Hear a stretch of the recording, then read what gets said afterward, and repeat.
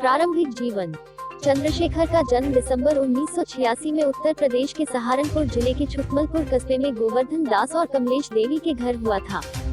उनके पिता गोवर्धन दास एक सरकारी स्कूल के एक सेवानिवृत्त प्रिंसिपल थे। वे एक होर्डिंग के बाद एक बहुजन नेता के रूप में प्रमुखता से आए, जिसमें कहा गया था कि गढ़खौली के महान चमार वेलकम यू को उनके गांव के बाहरी इलाके में स्थापित किया गया था। 8, 9, 10, 11 सक्रियतावाद। उन्होंने खुद को दलित आइकन 12 के रूप में स्थापित किया है और वे अपनी शैली के लिए जाने जाते हैं। उद्धरण चिन्ह। आजाद कुछ और करते हैं। उनकी शैली दिखावटी है। यह विनम्रता, न्यूनतावाद और विवेक को अस्वीकार करता है। यह चुपचाप सुरुचिपूर्ण नहीं है, लेकिन जोरदार रूप से तेज तर्रार है। यह रेबल्स को होम स्कूल के साथ फ्लॉन्ट करता है। हिप्स्टर दाढ़ी को 12 टैच से बदल देता है। यह स्वैग के साथ आजादी है। 12 हाथरस रेप केस। उन्होंने और उनके समर्थकों ने दिल्ली के सफदरजंग अस्पताल में विरोध प्रदर्शन किया, जहां उत्तर प्रदेश के हाथरस की एक 19 वर्षीय महिला की सामूहिक बलात्कार के बाद मौत हो गई और दोषियों को मौत की सजा देने की मांग की। हाशिए के वाल्मीकि समुदाय की दलित महिला ने दम तोड़ दिया। वह पहले महिला को देखने गया था जब वह जीवित थी और मांग की उसे एम्स में स्थानांतरित कर दिया जाए, लेकिन उसे अलीगढ़ मुस्लिम विश्वविद्यालय के जवाहरलाल नेहरू मेडिकल कॉलेज और अस्पताल में भर्ती कराया गया और बाद में उसे सफदरजंग अस्पताल में स्थानांतरित कर दिया गया, जहां उसने दम तोड़ दिया। 13 जब वह पीड़ित परिवार से मिलने जा रहे थे तो यूपी पुलिस द्वारा उन्हें 2 बार रोके जाने के बाद रविवार को उन्होंने बड़े पैमाने पर विरोध प्रदर्शन किया। विजुअल्स ने उन्हें एक ट्रक पर खड़े होकर भारी भीड़ को संबोधित करते हुए दिखाया। जब उन्हें पहली बार हाथरस से करीब 20 किलोमीटर दूर रोका गया तो उन्होंने अपने समर्थकों के साथ पीड़ित के घर तक पहुंचने के लिए दूरी तय करने के लिए करीब 5 किलोमीटर तक पैदल मार्च किया। एक वीडियो में उन्हें झंडे लिए और सरकार के खिलाफ नारे लगाते हुए दिखाया गया है। 14 रविवार शाम जब वह परिवार से मिले तो उन्होंने उनके लिए Y+ श्रेणी की सुरक्षा की मांग की। उन्होंने प्रशासन से यह भी आग्रह किया कि उन्हें पीड़ित परिवार को अपने साथ ले जाने दिया जाए, अनुरोध तथापि ठुकरा दिया गया था। वह दिल्ली के जंतर मंतर पर एक विरोध प्रदर्शन में शामिल हुए, जहां सैकड़ों लोग तख्तियों के साथ आए और इस घटना के खिलाफ नारेबाजी की, जिससे बड़े पैमाने पर आक्रोश फैल गया। 14 गैंगरेप पीड़िता के शव को पुलिस ने आधी रात हाथरस में पेट्रोल से जला दिया। उसके परिवार के सदस्यों ने आरोप लगाया कि स्थानीय पुलिस ने उन्हें अंतिम संस्कार करने का मौका नहीं दिया।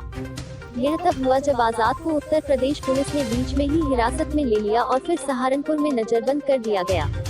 15 कृषि बिल।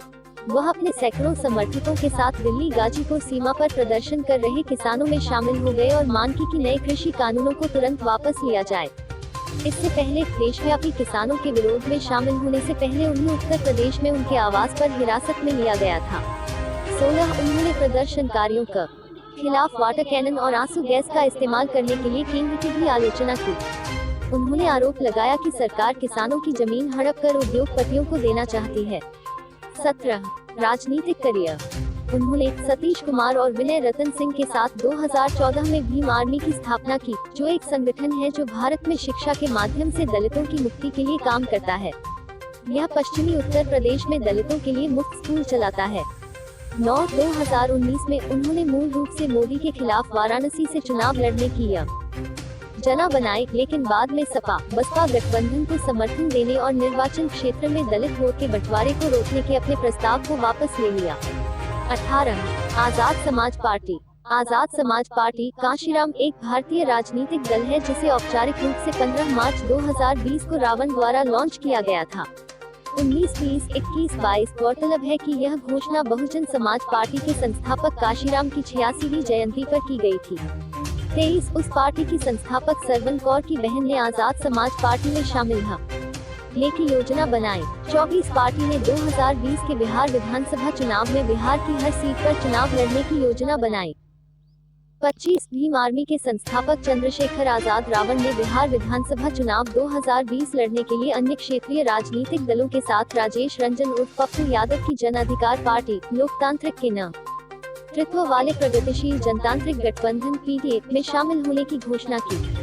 26 पार्टी की अधिकांश लोकप्रियता दलित और अनुसूचित जनजातियों से आती है। 27 2020 बिहार विधानसभा चुनाव। उन्होंने अपना करियर भीम आर्मी के नेता के रूप में शुरू किया, जो उत्तर प्रदेश में स्थित एक संगठन है, लेकिन बाद में उन्होंने चुनावी राजनीति में भाग लेने के लिए आजाद समाज पार्टी का गठन किया। पप्पू यादव के नेतृत्व वाली पार्टी ने 2020 के बिहार विधानसभा चुनावों में राष्ट्रीय जनतांत्रिक गठबंधन और संयुक्त प्रगतिशील गठबंधन के अलावा एक अलग मोर्चा बनाने के लिए जन अधिकार पार्टी का नेतृत्व किया। चुनावों में इसने इन दो महागठबंधनों के खिलाफ चुनाव लड़ा। इसके अलावा ग्रैंड डेमोक्रेटिक सेक्युलर फ्रंट नामक एक अन्य मोर्चा था, जिसका नेतृत्व राष्ट्रीय लोक समता पार्टी ने किया था और इसमें ऑल इंडिया मजलिस ए इत्तेहादुल मुस्लिमीन और सहदेव समाज पार्टी जैसे अन्य क्षेत्रीय दल शामिल थे। 28-29 पप्पू यादव और आजाद के नेतृत्व वाले मोर्चे को प्रगतिशील जनतांत्रिक गठबंधन PTA का नाम दिया गया। 30 जामा मस्जिद दिल्ली में चंद्रशेखर आजाद रावण CAA के विरोध प्रदर्शन के दौरान उन्हें सहारनपुर हिंसा की घटना के सिलसिले में गिरफ्तार किया गया था। 31 चंद्रशेखर को उत्तर प्रदेश सरकार द्वारा राष्ट्रीय सुरक्षा अधिनियम के तहत गिरफ्तार किया गया था। बाद में इलाहाबाद उच्च न्यायालय ने उन्हें यह कहते हुए जमानत दे दी कि गिरफ्तारियां राजनीति से प्रेरित थी, लेकिन राज्य सरकार द्वारा उन्हें लगातार जेल में रखा गया था। 32 दिल्ली पुलिस ने दिल्ली में जामा मस्जिद से जंतर मंतर तक CAA के खिलाफ चंद्रशेखर के विरोध मार्च की अनुमति देने से इनकार कर दिया था। उन्होंने जामा मस्जिद में विरोध प्रदर्शन किया और पुलिस ने उन्हें गिरफ्तार कर लिया और कई दिनों तक हिरासत में रखा गया। 34 उन्हें 2 CAA विरोधी प्रदर्शनों में भाग लेने के लिए हैदराबाद में गिरफ्तार किया गया था। 35 तुगलकाबाद में श्री गुरु रविदास गुरुघर के विध्वंस के विरोध में उन्हें गिरफ्तार किया गया था। 36 हाथरस सामूहिक बलात्कार मामले के विरोध में उन्हें 500 भीम आर्मी के सदस्यों के साथ गिरफ्तार किया गया था।